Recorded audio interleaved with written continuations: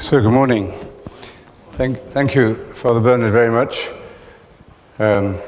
This is a special moment for both of us because we talked about this kind of collaboration. I didn't realize it was more than a year ago, and this event actually came together relatively recently. And I'd like to say special thank you to all of those who have helped to organize it and publicize it and welcome people here, especially Henriette. I don't know where she's hiding.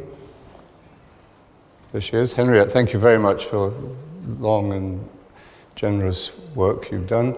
And also for Susan from the International Office, from Pauline, and Bridgie, two people who are not here, Bridgie and Teresa on Bear Island. So it's been a wonderful teamwork. Have I forgotten anybody vital? No. Anyway, it's been a wonderful experience of community to see everybody work together so positively and efficiently. So thank you. And thank you all for coming. You know, I think there are 12 countries here, is that right? 15 countries. So let's just go through them quickly. There's the UK, hands up. Okay. Ireland, very good. 3, next. Where are you from? Ireland. Oh, from Ireland, good as well. And Hong Kong, and the US, very good. Canada, anyone from Canada? Oh, great, yes. And who else? What? Barbados. There's a couple from, there we are, welcome. Philippines. What? China? Where's Shao? Only one so far, one of 2 billion, but there will be more coming. Brazil? Italia? Sister Lorella, and Italy, 1, 2, 3, 4. Oh, great, 4. Yeah, and our Italian national coordinator, Sylvia, here. Argentina, of course. We shouldn't forget Argentina while we're in Rome, should we? Denmark, welcome. Nusa. Belgium. Germany. Ah, yes. Matthias, anyone else? Australia. How did I forget Australia? Well, it usually comes at the top of the list alphabetically, so it's good. And Holland. Very good. Poland and Holland. Yes, okay. Anyone we've left out? Spain? I don't think there's any Spain here. Ghana. Thank you. And anyone else? Great. Well, it's wonderful to be here, and I think the very diversity of the group says something about the theme of these days, the universality of the monastic idea. Every civilization has produced some form of monastic life, and also the universality of meditation as opening up the common ground among humanity.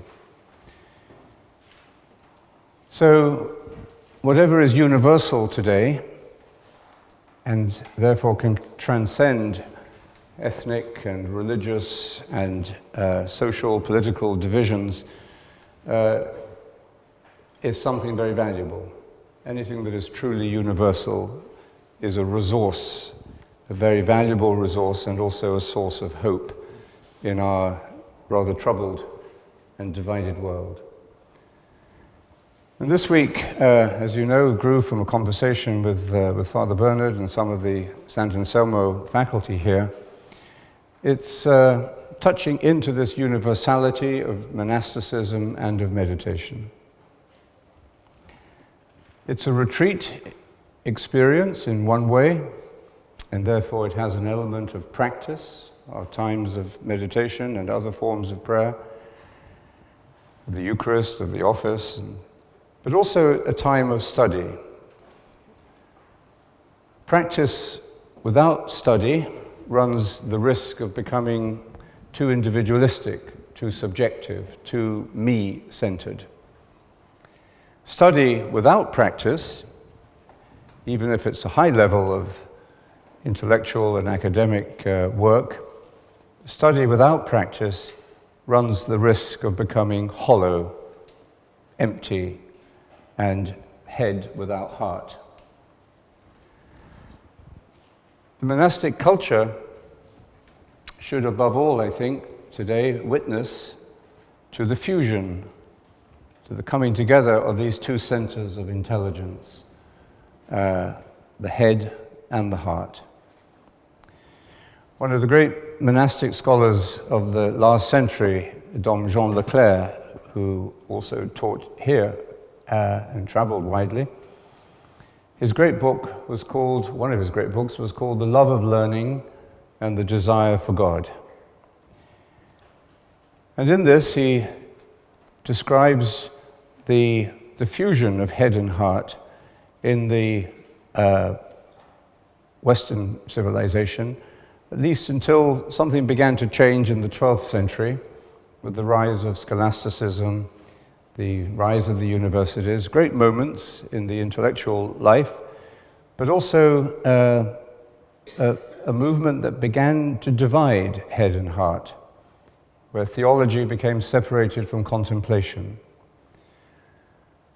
And you see this even today in academic institutions, where theology or religious studies are often quite protective of themselves. They don't want too much to do with spirituality. So this separation of mind and heart, theology and prayer, created, I think, a dysfunction in Western civilization that, in a real way, we could say, has contributed to the present crisis of our culture, of a world that is so dangerously off balance, of an over left brain civilization.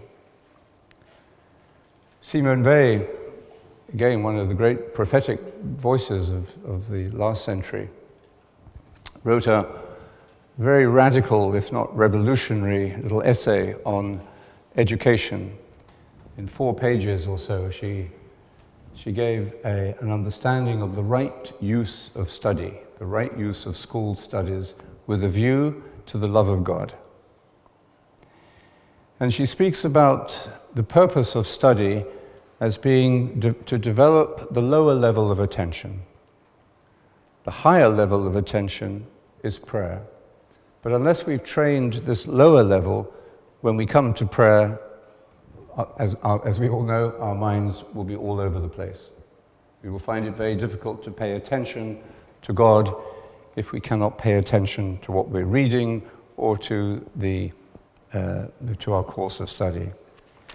So the purpose of study, in her view, is to develop this higher level of attention that brings us to prayer, and the fruit of prayer is also the higher level of attention that we see in compassion, our ability to pay attention to the needs of others.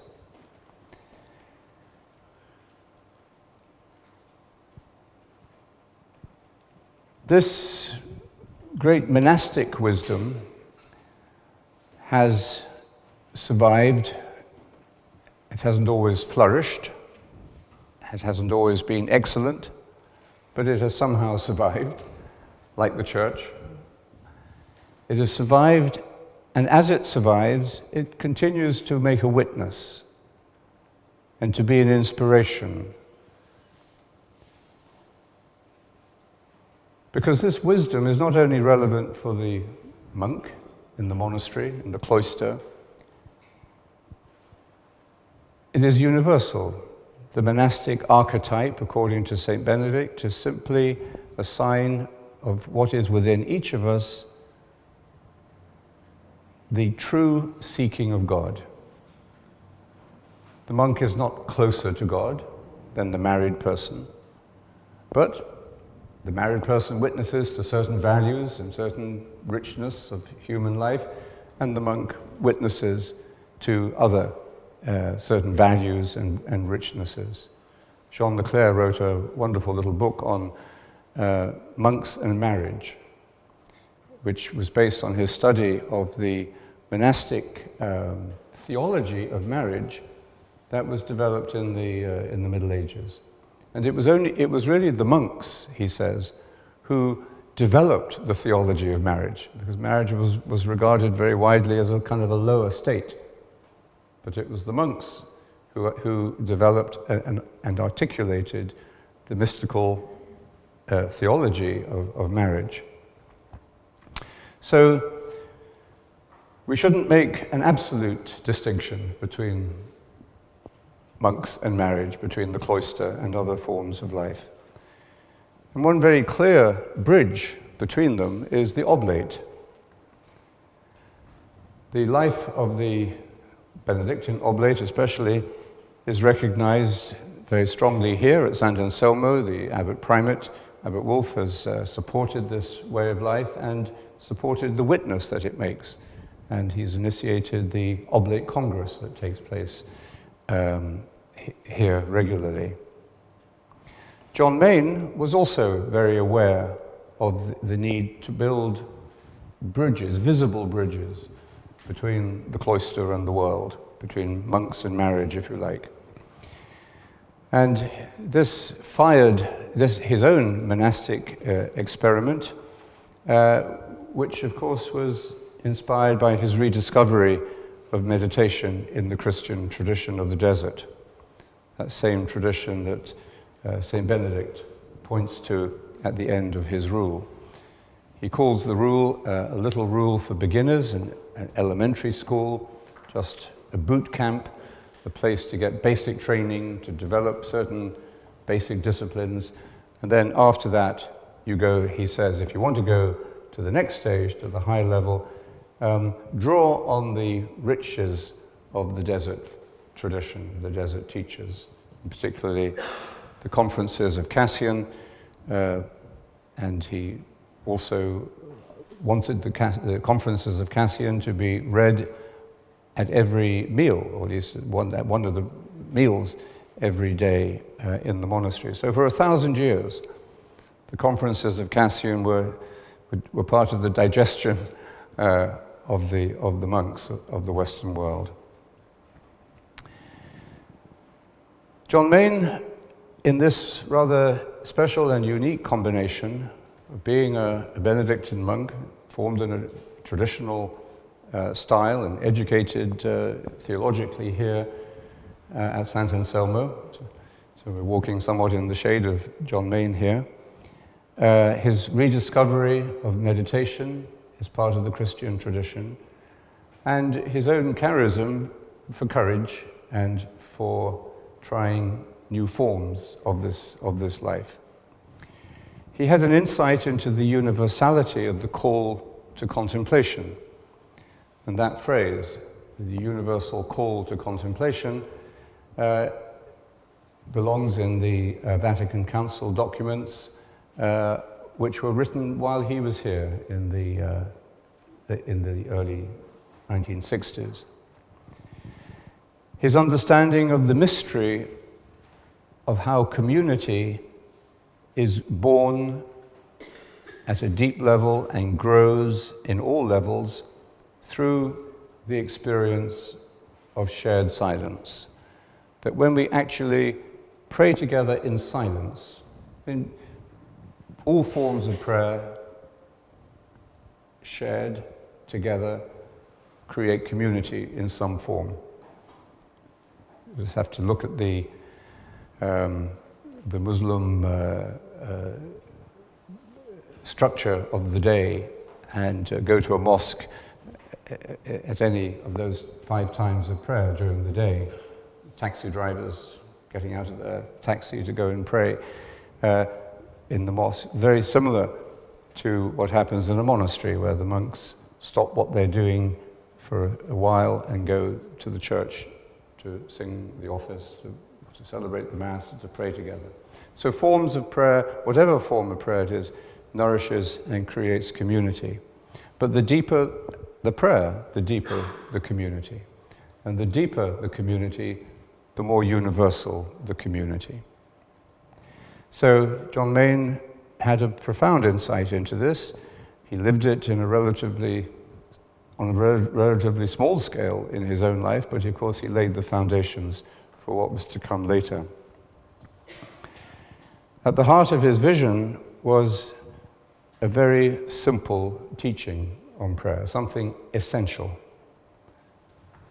Raimondo Panica said that John Main had the genius of simplicity. The ability to, and also he had the ability to transmit this to the world beyond the cloister, even to those with different forms of belief. So even in this modern age, which many would see as an age of monastic decline, a succession of monks have spoken from this wisdom tradition of universality to a world in civilizational crisis. Think of Thomas Merton, of Henri Le Sceau, of Bede Griffiths, John Main, Thomas Keating, Sister Joan Chichester, many Camaldolese teachers. And what we see is something very intriguing and very significant, that out of what might look to be a declining aspect of modern religion, our monastic institutions, we see great teachers of the Spirit in the modern world. Jean Leclerc, one of the great scholars of this, he was visiting us once in Montreal, and we had just started and we had a very small library. And I was showing him around the house, and I felt a little embarrassed when it came to show him the few shelves of books that we'd been able to buy or borrow or steal. And I said, we have this library, but it's very small. And he said, well, that doesn't matter. He said, it's not how many books you have on the shelves, it's how many you understand, and how many you have really read, and how you have allowed them to change you.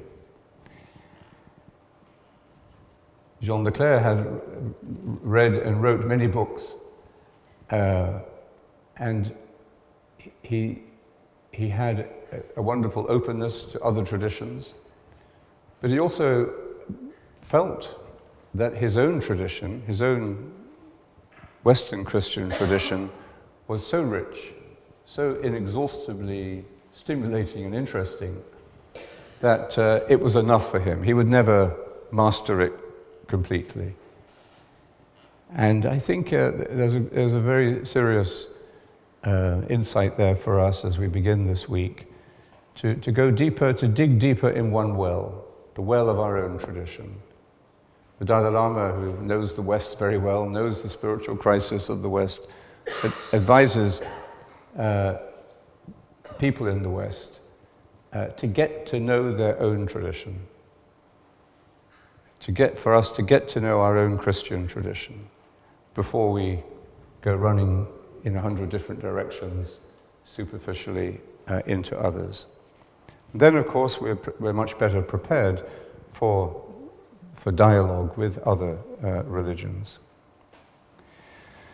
So I think this week, study and practice is part of a very intriguing and very significant movement of the Spirit working through monasticism in the modern world, the oblate way of life, the contemplative life being lived by Christians both within and outside the cloister. Monasticism is essentially concerned with one thing, and that is prayer. Monks may run schools or universities or hospitals or guest houses, or parishes. But all of these are secondary. You don't need to be a monk to do those things. These are the fruits of contemplation. The essential focus, the essential concern of the monastic tradition, which remember is essentially also a lay movement. St. Benedict, the early monks, the first Christian monks did not want to become priests, and St. Benedict himself was not a priest. So we should always remember this when we talk about the monastic witness to contemplation. It's a lay witness to contemplation. And I think it's fair to say, as Cardinal Basil Hume once said when he was ordaining one of our monks in London, I think the monks pretended not to hear what he was saying, but he said to this monk, he said, this is a wonderful moment in your life and a wonderful moment for your community, and you're receiving this wonderful gift of priesthood that you can use to serve the world, but it is in some way diminishing your monastic vocation. Now, I think he said that as the Archbishop of Westminster, as a Benedictine monk, former abbot. He understood, I think, maybe better at that point in his life, to what degree the monastic charism is a lay charism. And that's significant for us here this week. What John Main and Bede Griffiths especially believed, and I think all of the monks, monastics I mentioned, is that the mission of modern monasticism is, of course, to a simple life, to a humble life, a sustainable life of modest expenditure and moderate use of resources. But above all, the mission of monasticism is to be a teacher of the essential nature of prayer, the meaning of that inner room that Jesus tells us to enter. So we have a very wonderful group of speakers, and we have each other, and we will have our times for discussion. We have our times of meditation, our times of sharing in the life of the community here at St. Anselmo.